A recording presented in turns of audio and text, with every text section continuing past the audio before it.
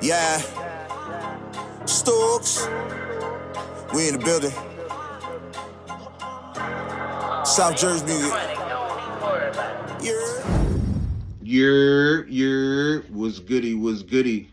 It's your boy Jerz. It's the TheYurpJerz Raiders podcast. Welcome back with another episode 3. How y'all feeling? I'm feeling good. Got the Raiders on, you feel me? You always feeling good when you got the Raiders on, you dig? But yeah, so earlier today we signed Christian Elliss from the New England Patriots. He's an unrestricted free agent. For what I'm understanding, the offer was a 1-year, $3 million deal, and the Patriots have until Monday to match it. So, from what I'm hearing, he has really good upside.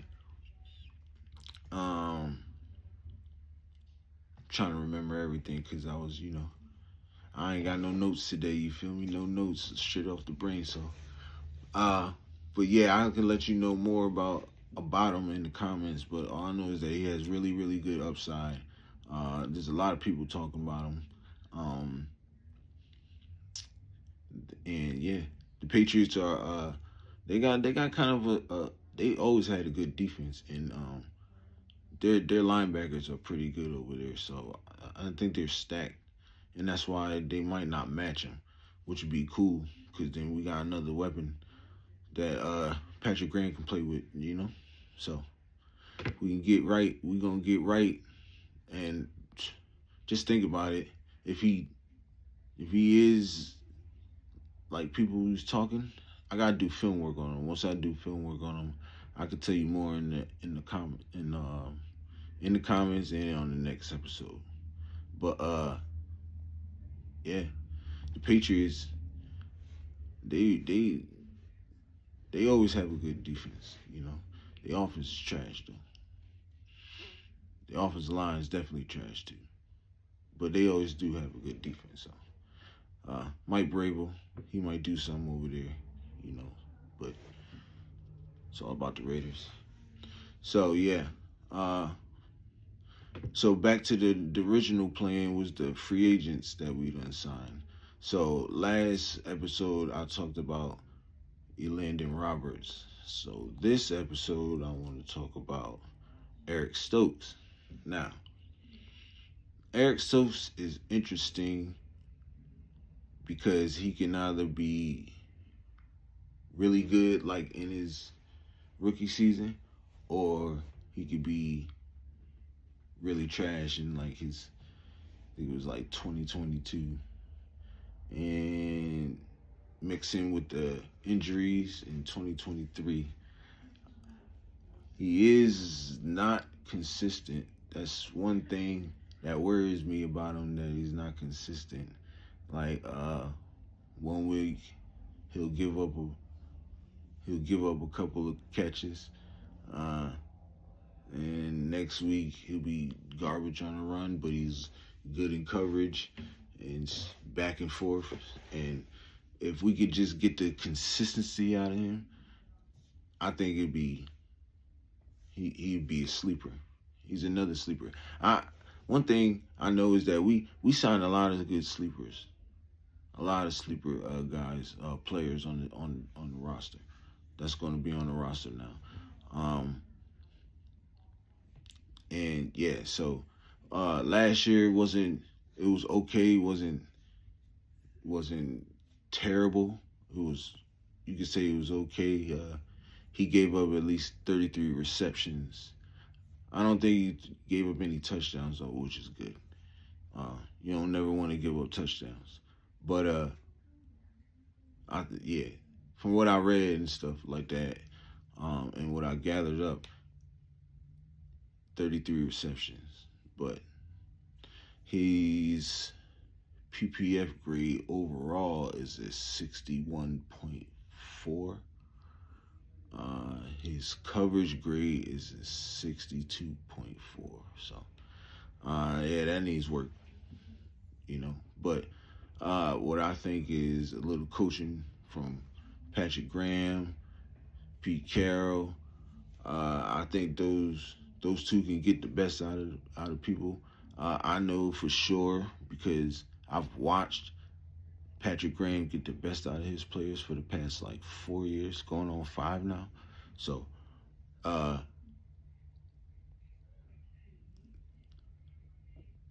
he can be one of them, if you know.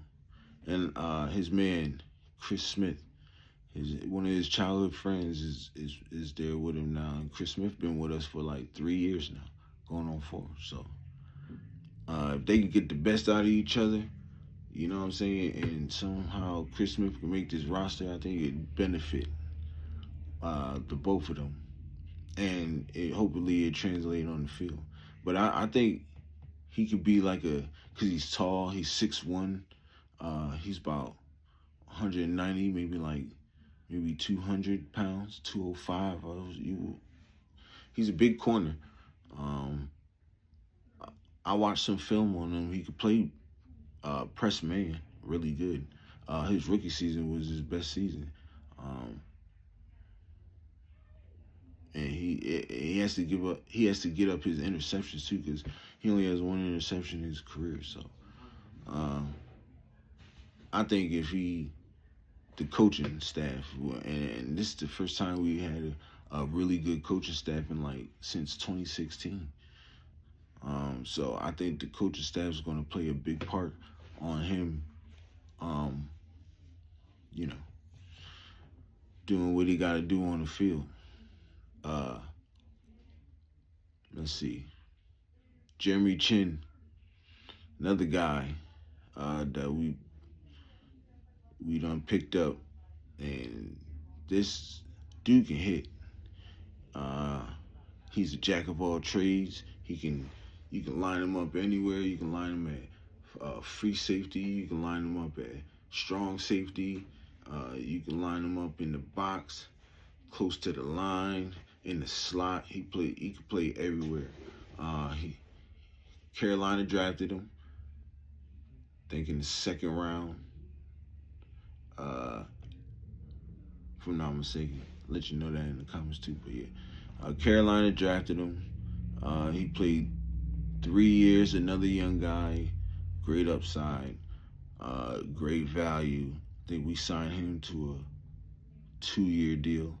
I don't know the numbers. I could throw you that in the comments also if you want. But yeah, he dude can play. Dude's a baller. I watched film on him too. He's another guy, just like a Landon Roberts. I said he'll jar that he'll jar that ball out. Shoot, the ball he can smack. I done seen a couple plays that, yeah, he's like that. He has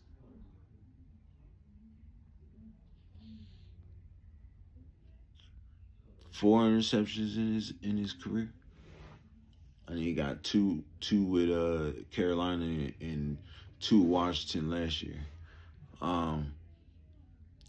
He was one of them key players that was a part of that defense in Washington last year with the Commanders. He was putting in that work. He was putting in that work. That whole defense was putting in that work.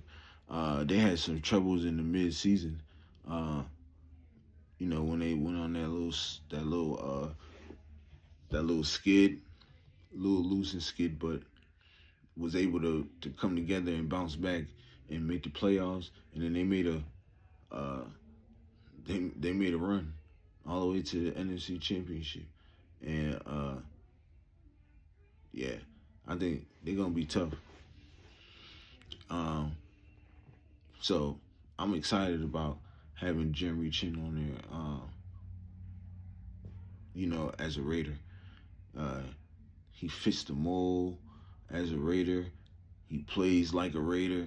So yeah, I'm excited about having him come through and putting on that silver and black and smacking cats. You feel me? So and making plays with us.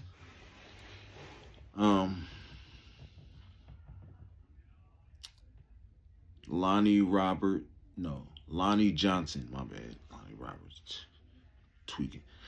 Lonnie Johnson Jr. I watched some film on him. Another big guy that's physical, safety, can play.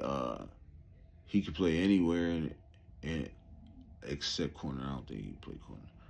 But I would like him to. I like to see him at corner or try at corner, but I don't think so. But I like to see him better in the slot.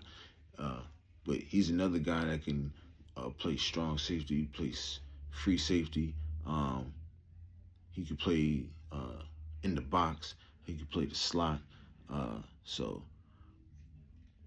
he's another guy that's he's talented. He's about 30. I think he's about 30 or something like that, like 29 or something like that. But I think he fits the mold as a Raider too, because he can hit, he can cover. The biggest thing with him is injuries. If he can somehow stay healthy this season, I think he'll have a big season too. That brings more depth for the free safety, and bringing in Christian Elliss brings in more depth at the linebacker spot too. Even though I think we might be able to do something in the draft. I don't know. We might draft a linebacker. I don't know, being the first. If we did, we'll have to trade back to do that. If we wanted to go that route in the first round. But I can see us probably getting one in like the third or the fourth. So, but yeah, I watched some film on Lonnie Johnson too. He's a playmaker. He knows where the ball is at. He's a sideline guy too. He can cover the field, but it's just staying healthy. That's the crazy part about it. It's him staying healthy. If he can stay healthy, which seems like in the press conference and everything, he seemed like he was healthy and everything, in good spirits. So, and I like that about the guys. Like they willing to come to the Raiders and they like the culture. That's the first thing they say. Yeah, the culture ain't nothing like playing for the Raiders. The black hole, like, is nothing like it. You know what I'm saying? And yeah. So now I want to talk about Zach Carter. We re-signed Zach Carter too. He played for us last year, about 8 games. He played his first 3 seasons with the Bengals.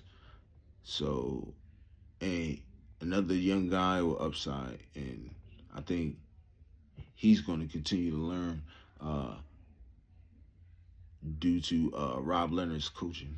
I think Rob Leonard is one of the best defensive lineman coach in the game, and he's one guy that get the best out of your guys. And he coaches well. He's one of the dopest coaches on the staff. Dating back to when we first got him with Josh McDaniels and stuff. So, and that whole debacle, don't even want to talk about that. Let New England deal with him again for like the 30th time. But anyways, see, talking about Josh McDaniels almost made me lost my train of thought. But Anyways, whatever. Let's get it. I do want to talk about the draft, though. I want to talk about the draft. I've been hearing a lot about Genty. I've been hearing a lot about McMillan. My pick was always Shedeur coming from when he played his last down at Colorado. I always wanted Shedeur. Like, I think Shedeur's one. He's like 1B, cause Ken Ward's like that too. I know personally because I'm a fan of the Hurricanes, the Miami Hurricanes, and I've watched all their games last year, and Ken Ward is like that. But Shedeur is also like that too. And I can't stand when people say, oh, Shedeur can't get out the pocket. Shedeur can't do this. Shedeur can't do that. I've watched Colorado games last year too. He gets out the pocket. He's like that. He has the mind of Tom Brady. Yes, I said it. You want to know why? Because he's trained with Tom Brady. You know, Tom Brady's been training with him and showing him the ropes since he got into Jackson State. You know, constantly talking to him through everything. Like, he's coaching him through the phone. Like, so I know that Shedeur is like that. Shedeur can get in and out the pocket. He can run. He got some wheels. You know, he got some wheels. And yeah, I hope we pick him though. I hope he drops to us at 6. If he drops to us at 6, I'm with that. You know, but I also really think that the Genty move might be the way we going. I think that's the wave right now. I think that's the way we going. Number one, we need running backs. You know, Raheem Mostert, we just signed him. He just had his press conference. So yeah, I think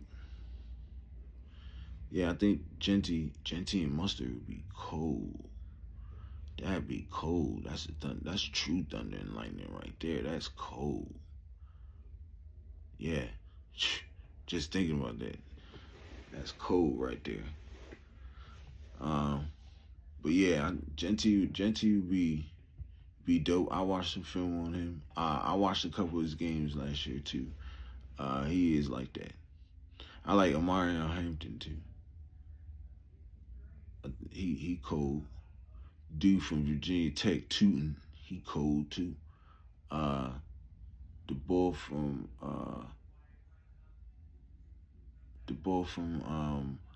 Iowa, Johnson. Forgot his real name. I forgot his first name, but Johnson, he cold too. So there's a lot of running backs out there, you know what I'm saying? Even if we don't go the Genty route, we can get one. And I forgot about Junkins and the other ball. Henderson, I think it is, Travion Henderson. I forgot about them too. Shoot, we can get either one of them in the second round. I don't know why people like Junkins is nice, but Travion like that too. I don't even know why people ain't even talking about him like up there with Junkins, because I think him and Junkins like the same. They like that. So let me know how y'all feel in the comments, man. Like, subscribe, comment. If you subscribe, it's free. It keeps the channel going and it helps us out over here. And it helps me keep giving y'all content. Yeah.